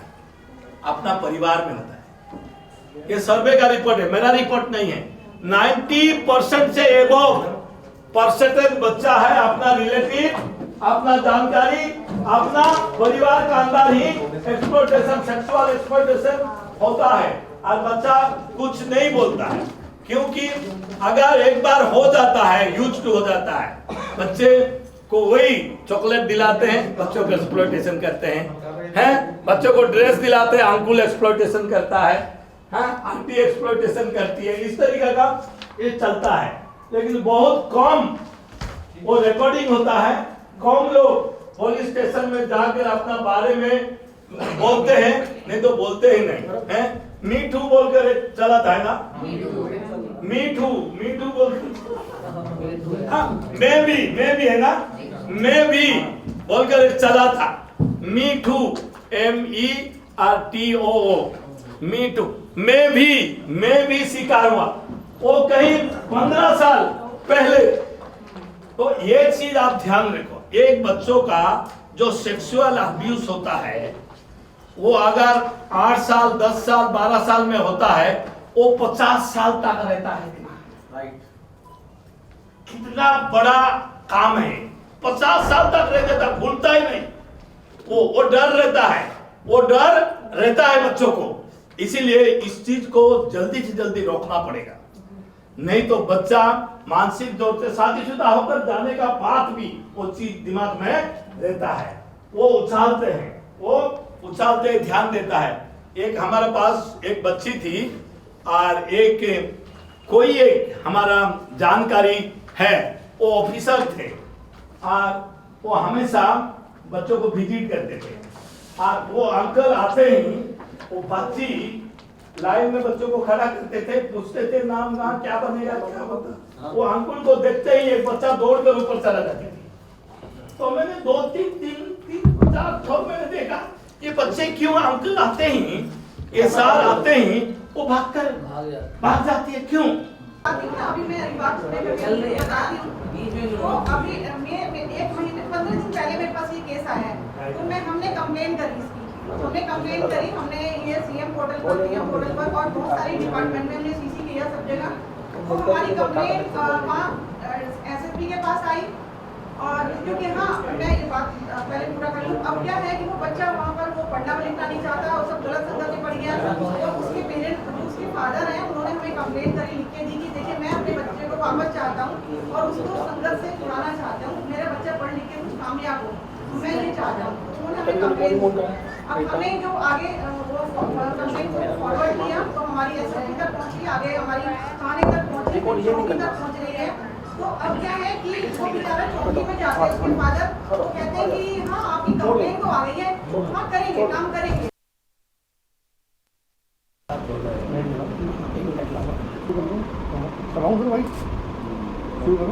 एक सवाल पूछने पर या डायरेक्टली नहीं, आप बोलिए, एक रोल तो बोलना ही पड़ेगा।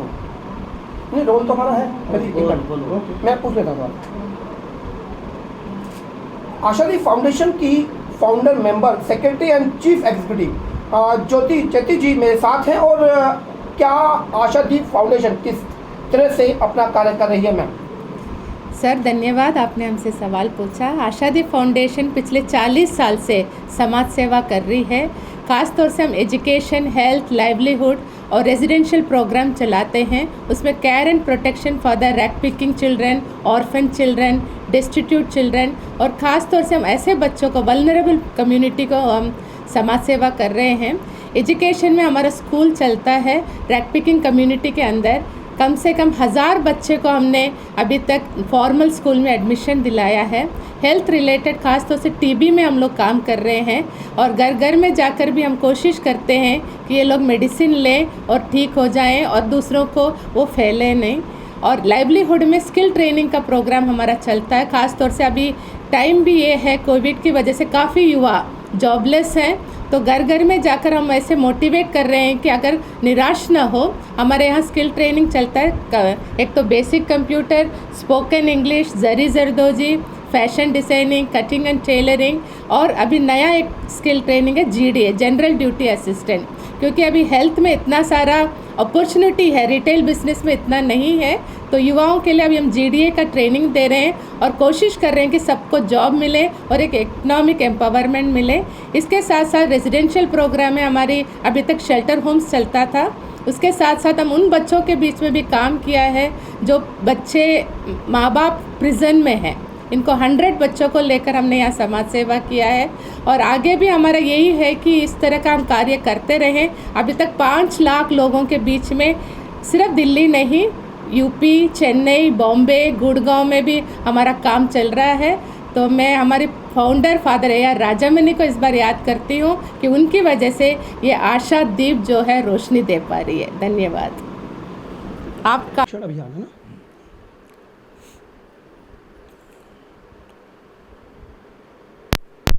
नमस्कार, आप देख रहे हैं leaddelhi.com और मैं आज आशादीप फाउंडेशन के एक प्रांगण में, मेरे साथ हैं रामदुलार यादव जी जो कि लोक शिक्षण अभियान के संस्थापक हैं और बात आज बड़े विचार की करेंगे। कारण कि कई बार कहा जाता है कि मूक की आवाज़ कौन बने। मूक वो छोटे बच्चे जो शायद अपनी चीख को भी दूसरे को नहीं सुना पाते और कहीं ना कहीं उनकी वो आवाज़, वो चीख अभी तक दबी हुई है, जो बात कई संस्थाएं या हमारी सरकारें भी लगातार उठा रही हैं। बात करूंगा आज पॉस्को एक्ट की। छोटे बच्चों के साथ हो रहे यौनाचार में किस तरीके से सरकार भी अपनी भूमिका अहम निभा रही है, लेकिन संस्थाएं किस तरीके से आगे बढ़कर इस मेन विषय पर अपनी आवाज़ को बुलंद कर रही हैं, जान लेते हैं। जी सर। मैं आपका धन्यवाद करता हूं और आशादीप फाउंडेशन के प्रांगण में आज बाल संरक्षण अधिनियम पर चर्चा हुई, विचार व्यक्त किए गए और मैं आशादीप फाउंडेशन के निदेशक HK चेट्टी साहब का, सचिव ज्योति चेट्टी जी का, जो संपूर्ण कार्यभार आशादीप फाउंडेशन का संभालती हैं, धन्यवाद करता हूं कि हमें इस अवसर पर पास्को एक्ट के बारे में बात करने का मौका दिया। जी। सदियों से शोषण का इतिहास चला आ रहा है। लगातार समाज में विकृतियां हैं, उस विकृतियों को दूर करने के लिए समय समय पर प्रयास होते रहते हैं, कानून बनते हैं। उसी कड़ी में 1909 और 10 में जब बाल शोषण और जघन्य अपराध बढ़ा तो पास्को एक्ट आया। यह सन 2012 में बना। इस एक्ट से बच्चों के संरक्षण में त्वरित मदद मिल सकती है। सरकार ने यह सोचा कि समाज में जो विकृत मानसिकता के लोग हैं वो बच्चों को बहकाकर, फुसलाकर, अशिक्षा के कारण, गरीबी के कारण, बेबसी और लाचारी के कारण बहकाकर उनके साथ यौन शोषण करते हैं। यदि यह एक्ट आ गया है तो उनके अंदर भय बनेगा, डर का वातावरण पैदा होगा और इससे उन बच्चों को छुटकारा मिलेगा। और अगर इसके बाद भी यदि सामाजिक विकृति और जो लोग इस मानसिकता से ग्रस्त होंगे ऐसा अन्याय करेंगे तो उन्हें कड़ी से कड़ी सज़ा इस पास्को एक्ट के अंदर मिलेगी और निर्णय भी बहुत जल्द से जल्द होगा जिससे उन्हें जल्दी सज़ा मिल सके। क्योंकि हमारे यहाँ जो कानून पहले बने हुए हैं उसके अंदर इतना ज़्यादा समय लगता है कि न्याय जो मिलना चाहिए, जो पीड़ित है उसे न्याय नहीं मिल पाता था। इसलिए मैं इस एक्ट की जो एक्ट है यह उसकी ये बहुत महत्वपूर्ण एक्ट है और इसकी सराहना करता हूं और उस सरकार को भी बधाई देता हूं जिस सरकार ने इस एक्ट को बनाया और बच्चों के हित में ये काम किया। अच्छा, मैं एक बात, बड़ी अच्छी बात रही कि कुछ बना है और अब सरकार चेताई भी। लेकिन मैं बात करूँ, आज ऊपर भी आपने बोला कि आज के समय में न्याय पाना कहीं ना कहीं इस बात को धूमिल करता है कि ऊपर बात आई थी कि अगला जन्म लेना पड़ेगा, 20-20 साल, 25-25 साल निकल जाते हैं न्याय को पाने में। तो ये जो न्याय प्रक्रिया थी, जितना जो हमारे संविधान की बात कहते हैं कि हमारा देश का संविधान सबसे बड़ा संविधान है, इतना बड़ा होने के बाद भी किस तरीके से इसमें जो जटिलता नहीं आ पाई, पोस्को में अब वो जटिलताएं बनाई गई हैं और आपने साधुवाद भी दिया, धन्यवाद भी दिया। आज तक जो न्याय प्रक्रिया हमारी है इसकी जिम्मेदारी किसकी ठहराएंगे? मैं आपको ये बताना चाहता हूँ कि हमारा संविधान दुनिया का सबसे अच्छा संविधान है। संविधान सबसे अच्छा है, तभी छूट जाते हैं ये क्रिमिनल्स जी, और पवित्र ग्रंथ है।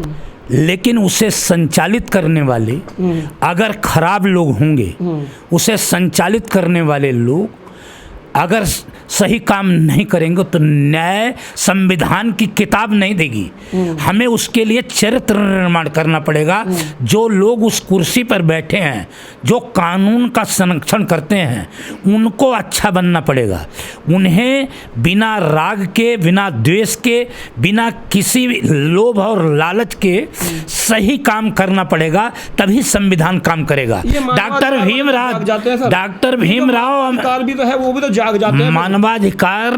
मानवाधिकार को जागना भी चाहिए, और मानवाधिकार बड़े क्रिमिनल्स के भी मानवाधिकार बन जाता है। हाँ, वो अपना काम कर रहे हैं, लेकिन कानून अपना काम कर रहा है। यही कारण हुआ निर्भया को के दोषियों को सजा देने में सर 8 साल लगे। तभी तो पास्को एक्ट बना। ऐसा कि पास्को एक्ट बना ही तभी, जो जटिलताएं थी अब दूर की जा रही है। तो आप मानते हैं कि संविधान में कहीं ना कहीं कमी है? पहले जो भारत की जनसंख्या थी वो कम थी जी, धीरे जनसंख्या के विस्फोट के कारण भी चलिए बहुत से अपराध हुए। जनसंख्या की बात कर लेता हूँ। जनसंख्या नियंत्रण कानून पर समर्थन करेंगे क्या? जनसंख्या तो पूरा देश कहता है। मैं आपसे कह रहा हूँ जनसंख्या नियंत्रण कानून पर समर्थन करेंगे? वो तो सभी लोग समर्थन कर रहे हैं। करेंगे। आपका समर्थन बनता है व्यक्तिगत तौर पर, बोलिए। ऐसा क्यों नहीं? जनसंख्या होना चाहिए, सभी संसाधन जो है बराबर मिलेंगे लोगों को। लेकिन यहाँ पर तो अवसर की असमानता है। अवसर की असमानता के कारण यहाँ सबसे ज्यादा गरीबी, भूख, पीड़ा और दर्द है, क्योंकि अवसर को बड़े लोगों ने कैप्चर कर लिया है। इस बात को आपको समझना पड़ेगा। मैं कहता हूँ देखिए, जनसंख्या क्यों बढ़ी यहाँ पर? क्योंकि यहाँ गरीबी के कारण जो व्यक्ति है वह पूरा उसका लाभ नहीं ले पा रहा है। वो इसलिए जनसंख्या बढ़ी कि वो एक कमरे के अंदर रहता है, उसकी बीवी रहती है, बच्चे रहते हैं वहाँ पर, और उस पर कोई रिक्रिएशन का साधन नहीं है, मनोरंजन के साधन नहीं। मैं बात दूसरी करने जा रहा हूँ, फिर आपको आप समझिए तो इसका मतलब कहीं ना कहीं बात कहीं और भी उठती है कि महिला को आप मनोरंजन का साधन नहीं, मनोरंजन वो समझता है। मैं क्यों समझ रहा हूँ, आप मेरे क्यों कह रहे हो? उसने वो जो गरीब है, गरीब बेचारा जो है क्या करता है, वहाँ रहता अकेला। उस पर वो पहले टेलीविजन था। आप ये देखिए, पहले टेलीविजन और सारी चीज किसके? बड़े लोगों की चीज थी। जितने भी आज भी बड़े बड़े होटलों के अंदर जाने वाले बड़े लोग हैं भाई। गरीब सबसे मूल कारण इस देश के अंदर सभी चीजों की गरीबी है। जब गरीबी दूर होगी, जनसंख्या अभी गरीबी है तो जनसंख्या के आप मेरी बात सुनो, आप दूर कौन करने वाले हो? आप कैसे कर सकते हो ना मैं कर सकता हूँ। देखिए गरीबी, देखिए कई कारण होते हैं।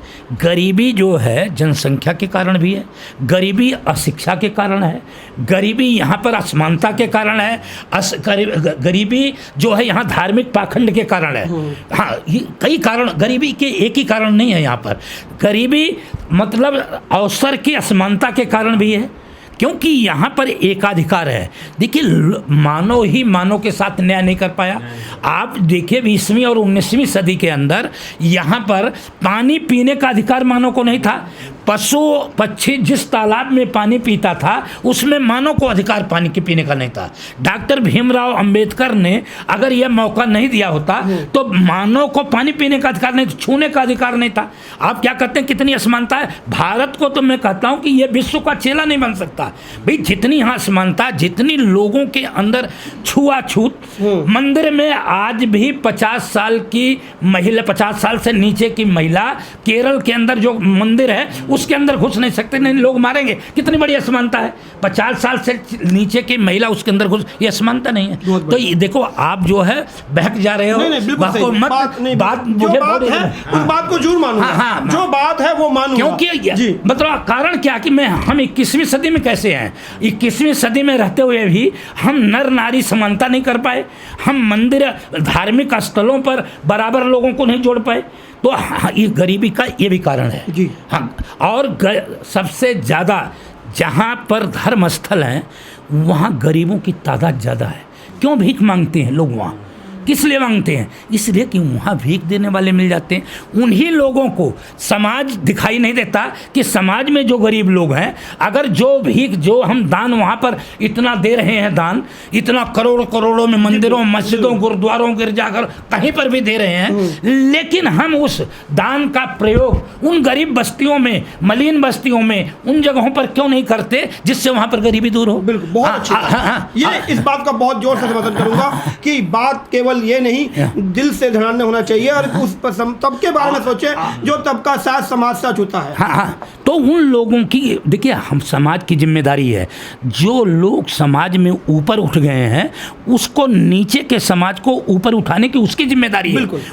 क्योंकि हम एक सामाजिक प्राणी है, मानव एक सामाजिक प्राणी है और उसका दायित्व है कि समाज के अंदर अगर खराब हो रहा है तो भी वो जिम्मेदार है और बहुत अच्छा हो रहा तो वो तब भी जिम्मेदार है। इसलिए उसे बहुत अच्छा करने की ज़रूरत है। जिनके पास संसाधन है उन संसाधनों का प्रयोग मैं उनसे निवेदन भी करता हूं और मैं ये कहता हूं कि आशा भी करता हूं, अगर और जहां वो धर्म स्थलों में जाते हैं अगर वो पुण्य कमाना चाहते हैं तो सबसे बड़ा पुण्य गरीब का घर है, दरिद्र नारायण का घर है, वहीं नारायण निवास करता है। जहां पर गरीब लोगों के को ऊंचा उठाने के लिए शिक्षा के क्षेत्र में, स्वास्थ्य के क्षेत्र में और जितने भी क्षेत्र हैं, शिक्षा और स्वास्थ्य जिस देश का ऊंचा उठ जाएगा वह देश विकासशील देशों की और विकसित देशों की